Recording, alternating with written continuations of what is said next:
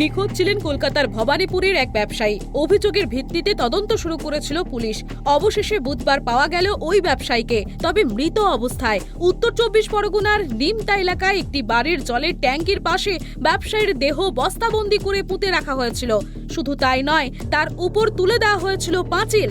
Police সূত্রের খবর, যে বাড়ি থেকে দেহ উদ্ধার হয়েছে তার মালিক মৃত ব্যবসায়ীর পরিচিত। তারা একসঙ্গে ব্যবসা করতেন।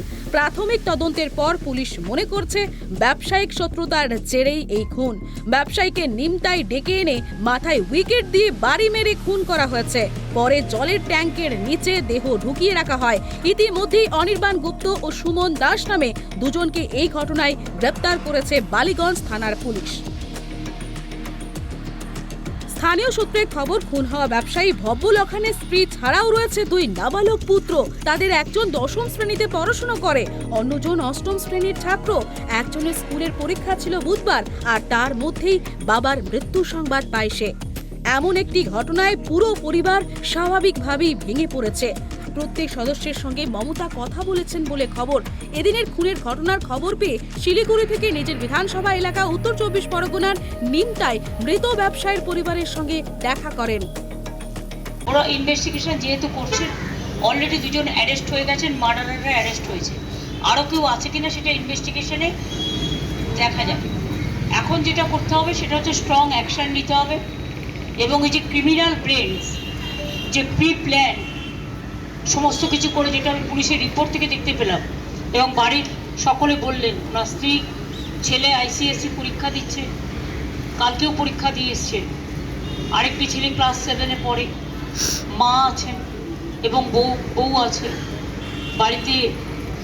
মানে লোক বলতে, গার্জিয়ান বলতে উনি ছিলেন। তা সেই জন্য ফ্যামিলিটা প্রায় একা হয়ে যাওয়ার মতো। কিন্তু ওদের বন্ধুবান্ধবরা সবাই এসছেন, পাড়া প্রতিবেশী বন্ধুবান্ধব তারা সকলে আছেন ওদের সাথে। কিছুক্ষণের মধ্যে ডেড বডি আসবে, সেই জন্য ওদের ক্রিয়াকর্মগুলো করবে। But police will take all the strong action. সেই জন্য কেসটা নিমতা থানা থেকে লালবাজার হোমিসাইডকে দেওয়া হয়েছে। পুলিশ সূত্রে আরো খবর, সোমবার দুপুর 1টা থেকে 3টের মধ্যে খুন হন ভব্য। ব্যবসায়িক মিটিংয়ে ডেকে পরিকল্পনা করে খুন করা হয়েছে বলে প্রাথমিক তদন্তে তথ্য মিলেছে। অভিযোগ, মত্ত অবস্থায় উইকেট দিয়ে মাথায় আঘাত করা হয় ব্যবসায়ীর। সংজ্ঞাহীন হওয়ার পরেও পিটিয়ে মৃত্যু নিশ্চিত করে খুনিরা। তারপর উইকেটগুলি এক জায়গায় ফেলে দেওয়া হয়। ব্যবসায়ীর রক্তমাখা জামা কাপড় ছুঁড়ে ফেলা হয় নিমতার একটি ধাপায়, আর সেগুলি উদ্ধার করেছে পুলিশ। খুনের ঘটনায় দুজনকে জিজ্ঞাসাবাদ করা হচ্ছে। থানায় ওনারা মিসিং ডায়েরি করতে আসেন, বলেন আপনাদের ভাই মেডিসিনের বিজনেস করতেন, উনি মিসিং হয়েছেন। তারপর থেকে আমাদের ইনভেস্টিগেশন চালু হয়। সঙ্গে সঙ্গে আমাদের technical team, missing person squad, police station, ARS সবাইকে অ্যাক্টিভেট করা হয়, এবং ওদের যে কন্ট্যাক্টসগুলো ছিল তার মাধ্যমে আমরা আলটিমেটলি ওই অনির্বাণ লোক যার সঙ্গে উনি লাস্ট দেখা গিয়েছিল ওনাকে থানাতে আনা হয়। তারপরে উনি ব্রেক করেননি। ফার্দার টেকনিক্যাল ইন্টেলিজেন্স এবং ভিত্তিতে একজন ওনার একটা সহকর্মী ওকেও আনা হয়, যার নাম সুমন দাস তারপরে ব্রেক করেছে। সুমন দাসকে সমস্ত ডিটেলস আমাদেরকে বলেছে। তারপরে সুমন দাসকে যখন অনির্বাণ গুপ্তার সামনে নিয়ে যাওয়া হয়, তখন অনির্বাণ গুপ্তা স্বীকার করলো। তখন ওই ডেড বডিটাকে রিকভারি করা। প্রসঙ্গত, মঙ্গলবার ব্যবসায়ীর স্ত্রী নেহা লখানি থানায় অভিযোগ করেন। তিনি জানান তার স্বামীকে কেউ অপহরণ করেছে। সোমবার বালিগঞ্জ সার্কুলার রোড এলাকা থেকে ভব্য বেরোনোর পর তার আর কোনো খোঁজ পাননি পরিবারের সদস্যরা। ঘটনার তদন্তে নেমে বিভিন্ন জায়গায় তল্লাশি চালানো হয়। যে বাড়ি থেকে ভব্যের দেহ পাওয়া যায় সেটি অনির্বাণ গুপ্ত নামে এক যুবকের। নিমতার প্রবোধ মিত্র লেনের বাসিন্দা অনির্বাণ ব্যবসার সঙ্গে যুক্ত। প্রাথমিক তদন্তে তিনি খুনের কথা স্বীকারও করে নিয়েছেন বলে খবর।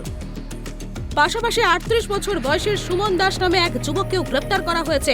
অভিযোগ, অনির্বাণের সঙ্গে হাত লাগিয়েই ওই ব্যবসায়ীর দেহ লুকোনোর চেষ্টা করেন তিনি। দুজনকেই টানা জিজ্ঞাসাবাদ করছেন তদন্তকারীরা। তবে সূত্রের খবর খুনের কারণ হিসেবে উঠে আসছে আর্থিক লেনদেনের তথ্য। অনির্বাণের সঙ্গে ওষুধের ব্যবসা করতেন ভব্য।